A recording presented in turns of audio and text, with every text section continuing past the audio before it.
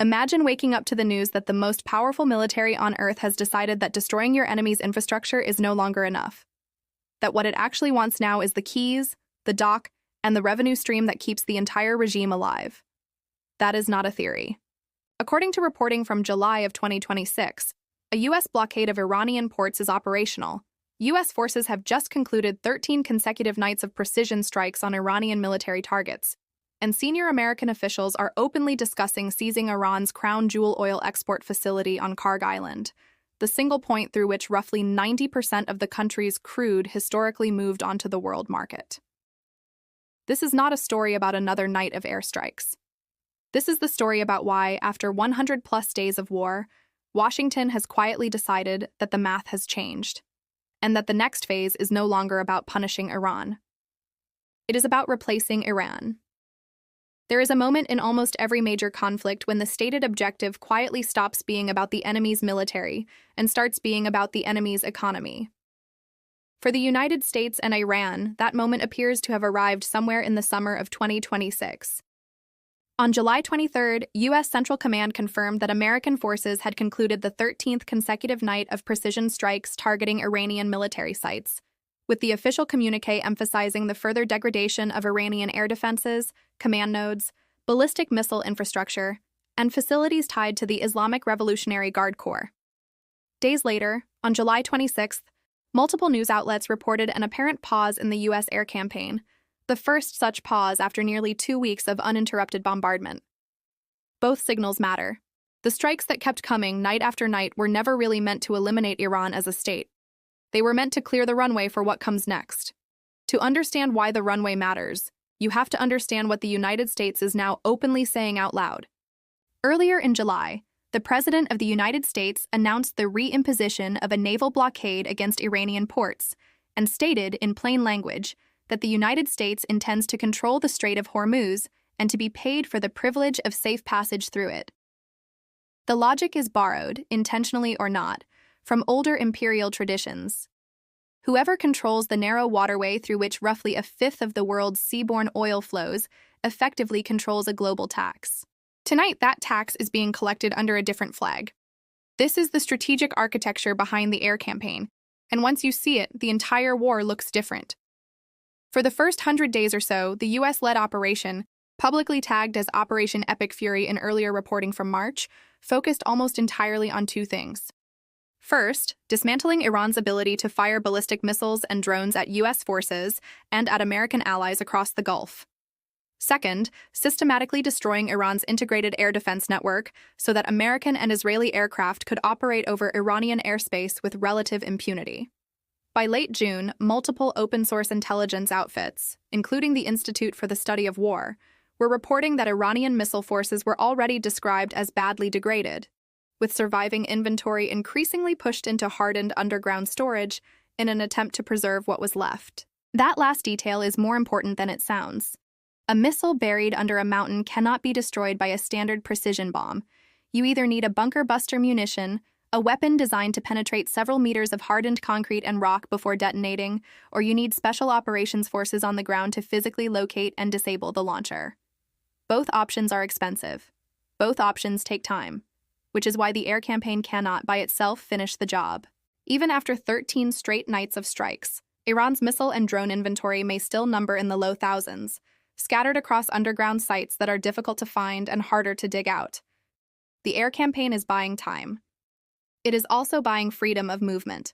What it is not buying is victory. So Washington has reportedly decided to add a second front. Not a military front, an economic one. The target is Karg Island, a small slab of land in the northern Persian Gulf that handles, by most estimates, somewhere between 85 and 90% of Iran's conventional crude exports. If you want to choke the Islamic Republic without occupying Tehran, you do not start at the capital. You start at Karg. The phrase that keeps showing up in reporting on this phase is direct physical control of an oil terminal. That phrase has a very specific military meaning, and it is fundamentally different from bombing or degrading. When you bomb a facility, you damage it. Engineers eventually repair it, pipelines eventually get rewelded, storage tanks eventually get refilled. The enemy loses revenue for a quarter, maybe a year, but the underlying income stream can come back. When you seize and physically operate a facility yourself, you do not just interrupt that revenue stream, you capture it. The terminal does not go offline for repairs, the terminal continues producing, the oil keeps moving onto tankers, the money keeps moving into a different set of accounts. This is not a temporary disruption. It is a permanent transfer of assets. And in a country whose economy is heavily dependent on oil revenue to fund both the regular military and the IRGC, it is the closest thing to a knockout blow that does not require putting U.S. ground troops into Tehran. The blockade that was officially reinstated in July is the natural prerequisite for any such operation. You cannot seize an island that exports oil if hostile fast attack craft, mines, and anti-ship missiles are still roaming the surrounding waters at will. That is why the 13 consecutive nights of strikes focus so heavily on radar sites, surface-to-air missile batteries, and IRGC naval bases along the coastline and around the strait. Each night of bombardment widened the safe corridor. Each safe corridor pushed hostile naval assets further from Karg. Each pushback narrowed the area in which any future extraction force would have to operate. Now, there is a meaningful distinction to draw between what is officially confirmed, what is reported, and what is analysis. What is officially confirmed is the blockade, the 13 nights of strikes, and the American position that Iran is being given one more chance to negotiate. What is reported but not independently verified is the specific plan to seize a particular terminal on Karg Island and to operate it directly. What is analysis, and should be treated as such, is the broader claim that this represents some kind of permanent structural change to the regime. Reporting is reporting. Analysis is analysis. Conflating the two is the single biggest mistake a viewer can make on a story like this. And frankly, it is also how channels lose audience trust. What we can say with confidence is this: Iran's negotiating position has materially worsened since the spring. By early July, Al Jazeera was reporting that Iranian missile and drone stockpiles were reduced but not destroyed, that the regime was launching attacks in smaller, rationed batches spaced days apart rather than in the larger swarms seen earlier in the conflict, and that Iran's Strait of Hormuz command was claiming full closure while commercial traffic continued to transit the waterway. That pattern tells you two things at once. First, Iran's conventional deterrent capacity is shrinking, fast. Second, Iran's information warfare capacity is not. Both the regime and its opponents have learned to wage parallel conflicts, one in the physical domain and one in the narrative domain, and to keep them running on different timelines. If a seizure operation against Karg does move from analysis to action, the operational template is not hard to imagine. A Marine Expeditionary Unit, likely embarked on amphibious shipping already positioned in the Gulf, would establish a seaward security perimeter. Special Operations Forces, probably Navy SEALs and Marine Raiders, would conduct the initial breach onto the terminal itself. Carrier-based fighters would provide close air support and suppress any surviving IRGC ground forces attempting to reinforce. Mine countermeasure vessels would sweep the approaches to make sure tankers can come and go safely. And then, once the terminal is secured, contracted private military logistics firms, or possibly even commercial oil company personnel under U.S. government protection, would restart operations under Western management. This is not science fiction. It is, in broad strokes, exactly how expeditionary operations have been conducted in the Gulf since at least the Iraq Wars. The difference now is the political objective. In 2003, the goal was to remove a regime. In 2026, the apparent goal is to remove a regime's wallet while leaving the regime itself nominally in place. That is a less bloody objective, but in many ways a more humiliating one, because it forces the leadership in Tehran to continue governing a country it cannot afford to run. Which brings us to the other half of this story, the part that does not involve missiles at all. Iran is a country whose leadership, by virtually every credible outside assessment, draws its internal legitimacy from a combination of religious ideology, sophisticated internal repression, and the patronage network funded by oil revenue. When you cut that revenue at the source, you do not just weaken the army.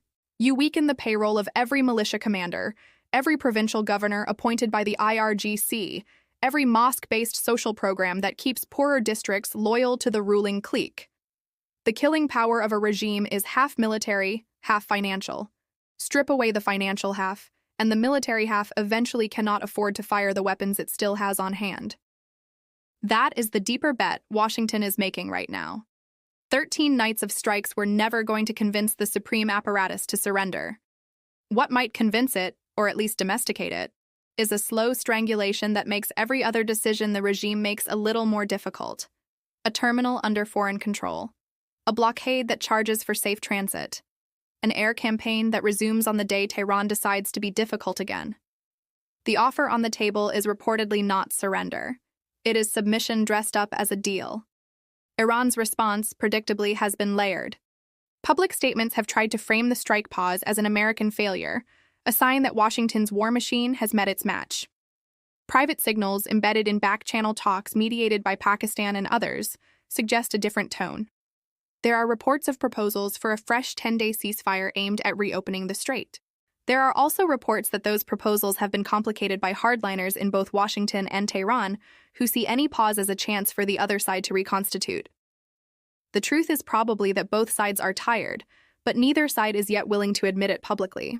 There is also a global angle worth naming. Several large Asian economies, including China and India, maintain close energy ties with Iran precisely because of the pricing advantages available on a market where Western sanctions have been in place for years. If the United States ends up controlling not just the strait but the terminal through which Iran's oil physically moves, those pricing advantages change. The incentive structure that kept those partnerships intact flips on its head. And once the economic incentives flip, the diplomatic alignments that have hamstrung Western Iran policy for 2 decades start to move with them. That is the kind of slow structural shift that does not make the evening news, but quietly reshapes the next decade. So where does this end? Let me lay it out honestly. There are 3 plausible paths. First, a genuine ceasefire and a messy negotiated deal, the kind both governments could present to their hardliners as victory. Second, a resumption of the air campaign at an even higher tempo after the pause expires, with the strike tempo measured in dozens of targets per night, rather than tens, paired with escalation toward an actual seizure of Karg. Third, an Iranian capitulation, partial but real, in which Tehran accepts Western management of its oil exports in exchange for relief from sanctions, and an end to the bombing. None of these 3 paths is guaranteed. All 3 remain on the table. Which one gets walked depends on decisions made in rooms none of us will ever see the inside of. But here is what is not analysis. It is observable fact. For the first time in this war, the United States has moved beyond the question of how much damage it can do to Iran and started talking about how much of Iran it can own. That is a fundamentally different kind of war. Bombing an enemy's army is a military problem. Owning an enemy's economy is a political problem that lasts decades. And the moment a country announces it is willing to take that step, the rules of the entire conflict change. If this breakdown gave you a clearer picture of what is actually unfolding between the United States and Iran, subscribe and turn on notifications so you do not miss the next update. Drop your own read on whether a seizure of Karg Island is the right next move or a step too far in the comments below. And share this video with one friend who still thinks this war is just about missiles, because it clearly is not anymore.